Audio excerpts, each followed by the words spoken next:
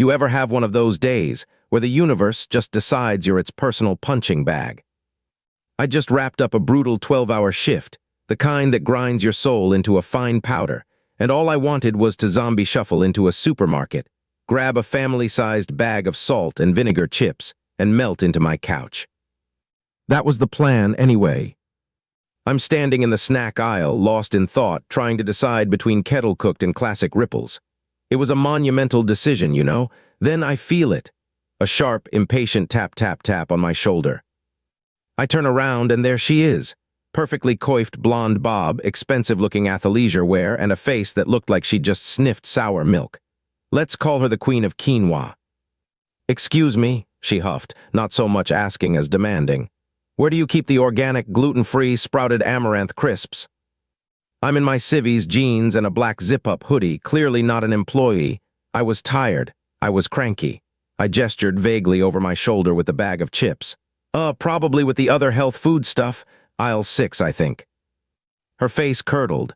"You think? Is it your job to think or to know? I swear the service in this place gets worse every day." Utterly useless. Now, normally I'd just let that slide. But after the day I'd had, my fuse was shorter than a gnat's pinky toe. I slowly lowered my bag of chips, turned my head, and pointed. Right above her meticulously styled hair was a massive green and white sign that hung from the ceiling. It read, in letters a foot high, "Health FOODS and gluten-free alternatives." She was standing directly under it. I couldn't help myself. A small, weary smile crept onto my face. "Ma'am," I said, my voice dripping with fake politeness, "it's literally right in front of you. Are you blind?" Oh, you would have thought I'd personally insulted her ancestors. Her jaw dropped. A strangled gasp escaped her lips, and her face went from sour milk pale to rage pomegranate red. "How dare you? I want to see your manager, now." She stormed off, leaving a vapor trail of entitlement in her wake. I just sighed and pulled out my phone to text my partner about the impending drama. A minute later, she was back, dragging a pimply-faced teenager who looked like he'd rather be anywhere else on Earth. This had to be the manager. "That's him," she shrieked, pointing a trembling, manicured finger at me. "He was rude, insubordinate, and called me blind. I want him fired." The manager looked at me, then at my clothes, then back at her, utterly confused. "Ma'am, he doesn't work here." This was not the answer she wanted. While she was processing this new, inconvenient reality, she saw me smirking down at my phone. That's what sent her over the edge. In one swift movement, she lunged, snatched my phone from my hand, and hurled it to the floor. It hit the linoleum with a sickening thump crack. The whole aisle went silent. The manager's eyes were wide as dinner plates. My exhaustion vanished, replaced by a cold, professional calm. I didn't even look at my shattered phone. I just looked at her. "All right," I said, my voice low and steady. "We're done here." "You're damn right we are," she screeched. "You're going to pay for my emotional distress." I slowly reached up and unzipped my hoodie. Underneath, my police uniform, badge, body cam, and all was plainly visible. I watched the color drain from her face. Her mouth opened and closed a few times like a fish out of water. The manager just whispered, "Oh, crap." "Ma'am," I said, locking eyes with her, "you just assaulted an off-duty police officer and destroyed my personal property. So, you have two options. You can take a very deep breath, put your hands behind your back, and let this end quietly. Or you can run." I'll give her this. She was a woman of action. She chose to run. She took off down the main aisle, knocking over a display of paper towels. I was right behind her. People were staring, carts were abandoned. She made a desperate turn into the cereal aisle, grabbed the first thing she could reach, a box of Cap'n Crunch, and spun around, swinging it at my head like a medieval mace. I dodged, and the box exploded against a shelf, showering us both in sugary, colorful shrapnel. "Seriously?" I yelled, pulling my taser. "Assault with a deadly breakfast cereal." That's when I tased her. She went down like a sack of potatoes, twitching amongst the scattered crunch berries. I cuffed her, read her rights, and radioed for a patrol car. My partner, bless his heart, showed up a few minutes later, took one look at the scene, me, the sobbing woman on the floor, the cereal carnage, and just started laughing. She was booked for assault on an officer and destruction of property, and I still didn't get my chips. Before we get into the last story, and trust me, it's the wildest one yet, make sure to subscribe. You won't want to miss the next one. You know, I never thought a simple trip to the supermarket would land me in jail, facing assault charges, all thanks to a sticky situation and one seriously entitled jerk. But hey, that's life, right? Let me tell you how it all went down. It started innocently enough. My girlfriend, bless her heart, had invited her 7 nieces and nephews over for a little get-together. I was actually pretty stoked to meet the little rascals, figured it'd be a fun, chaotic day. Oh, how naive I was. The moment they stormed through the door, it was like a small, very loud hurricane. Food, food, food, they chanted, tiny hands grabbing at anything within reach. I don't blame them, kids are always hungry, but what I had forgotten, in my pre-kid enthusiasm, was to stock up on diapers. And let me tell you, when you've got a small army of toddlers and infants, a forgotten diaper stash means things get messy, real fast. I was in the thick of it, trying to contain the rapidly expanding disaster zone of spilled juice and other less pleasant substances, when one of the littlest ones decided, you know what? This is a great time to go commando. He proceeded to gleefully roll around on the floor, adding a new, rather unsanitary layer to the chaos. My girlfriend and I just looked at each other, wide-eyed, knowing exactly what needed to be done. We needed supplies, and we needed them yesterday. So we wrangled the kids into the car, a feat in itself, and headed to the nearest supermarket. With the commando kid turned human biohazard still strapped in his car seat, my girlfriend heroically offered to tackle the shopping cart solo while I stayed behind to manage the remaining, slightly less sticky little ones. I'll be quick, she promised, giving me a reassuring, albeit slightly harried smile. A few minutes later, my phone buzzed. It was her. Kieran, I need your help. Now. Her voice was tight, a little shaky. My first thought, more diaper drama. Maybe a blowout in the frozen foods aisle, or a toddler had escaped and was riding a shopping cart like a chariot. I sighed, braced myself, and hurried into the store. But what I walked into wasn't a diaper disaster. It was worse, much worse. There she was, my girlfriend, backed up against a shelf, her face pale, and some burly guy with a beefy neck practically nose to nose with her. He wasn't just yelling, he had his hand on her shoulder, digging in, leaning over her, his voice a low, menacing growl. He was demanding she repeat it. Whatever it was, his face contorted in an ugly sneer. My blood ran cold. This wasn't just some misunderstanding. This was a full-blown assault. Hey, back off, I barked, stepping between them, my hand instinctively going out to push him away from her. The guy, who I later learned was some kind of self-proclaimed community leader or something equally ridiculous, didn't like that one bit. He turned his snarling face to me, eyes blazing. You heard what I said, you piece of trash, he bellowed, puffing out his chest. She was disrespecting me, and now you're assaulting me. He immediately started screaming for the manager, pointing at me like I was the aggressor. The manager, a harried-looking woman, came rushing over. Before I could even open my mouth, the entitled jerk launched into a theatrical performance about how my girlfriend had been obstructing the aisle. She hadn't. Had cursed at him. She definitely hadn't. She just told him to back up politely. And how I had then violently attacked him. He was practically frothing at the mouth, playing the victim like a pro. To my utter shock, the manager actually seemed to side with him. Sir, we don't tolerate this kind of behavior here, she said, looking pointedly at me, not even acknowledging my terrified girlfriend. I tried to explain what actually happened, how this guy had put his hands on her, but the entitled jerk just kept interrupting, escalating his performance.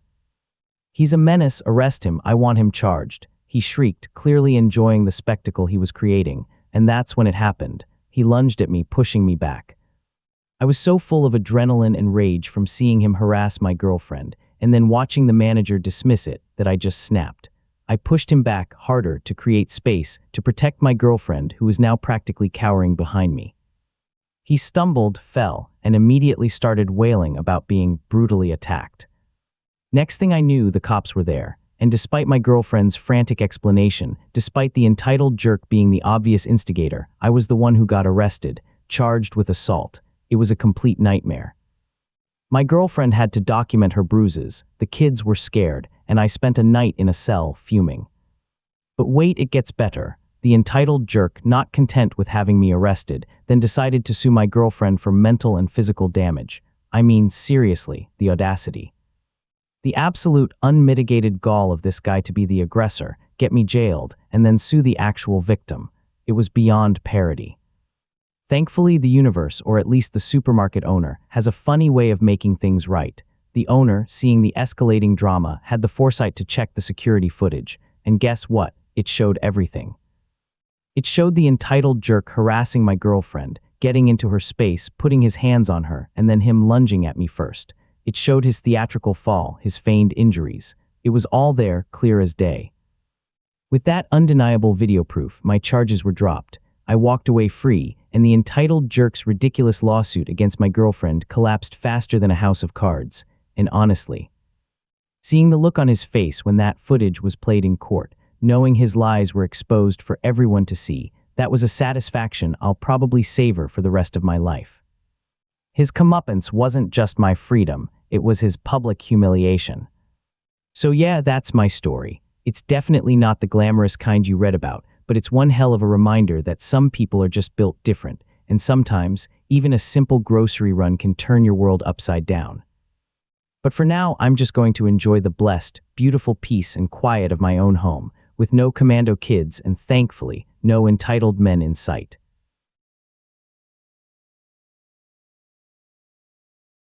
You ever try to do a small, kind thing and accidentally get mistaken for an employee? Yeah, that was my Tuesday, and it turned a quiet museum trip into the most unexpectedly wholesome 45 minutes of my life. So I was killing an afternoon wandering around Fremantle, a cool old port city, and on a whim, decided to finally check out the Shipwreck Museum. I'm a bit of a history nerd, especially for anything involving the high seas, so this was my kind of place. The whole museum is dimly lit, smelling of old wood and salt, with the hulking skeletons of old ships making you feel tiny. It's awesome. I was deep into an exhibit on the Batavia, an absolutely brutal and fascinating piece of Dutch maritime history, when a woman and her grandson, who couldn't have been more than 8, walked up to the same display. "What's this one, Grandma?" the kid asked, pointing at a recovered cannon. "Oh, that's from a very old ship called the Batavia," she said, reading the plaque. "It sank a long, long time ago." And that was it. My inner history nerd was screaming. That's like describing Titanic as a big boat that hit some ice. I mean, she wasn't wrong, but she was missing the whole story. The mutiny, the murders, the incredible survival. It's one of the most dramatic shipwreck sagas in history. I had that classic awkward debate with myself. Do I say something? You don't just butt into a stranger's conversation. It's weird, right? But then I saw the kid's curious face and I caved. "Excuse me," I said, trying my best not to sound like a know-it-all. "Sorry to interrupt, but the story of that ship is even wilder than you can imagine." The grandma turned and her polite smile tightened just a fraction.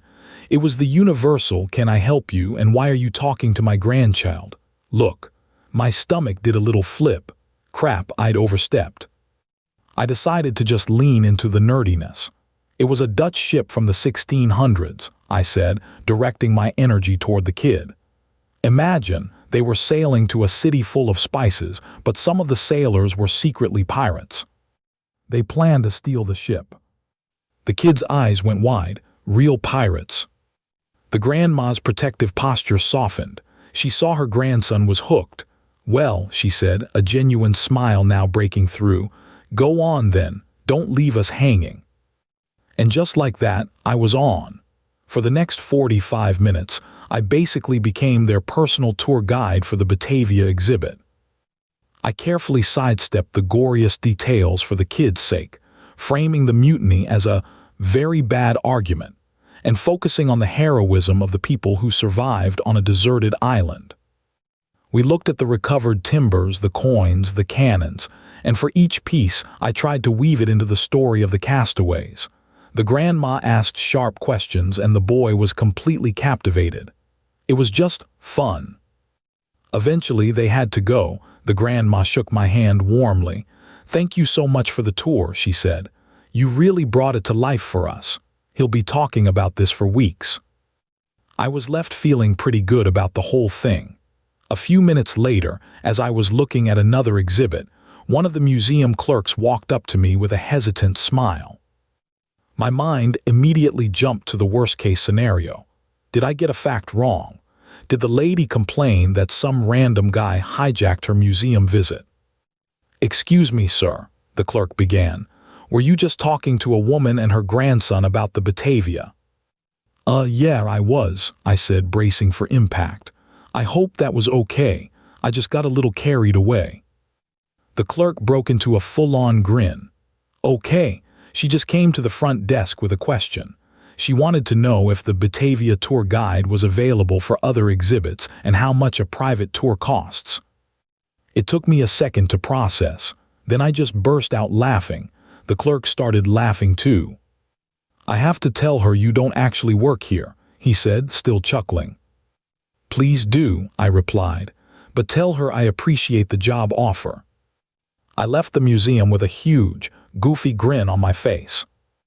I went in expecting to see some cool history and ended up with a temporary job title and a reminder that sometimes letting your inner nerd out to play can lead to some pretty great moments.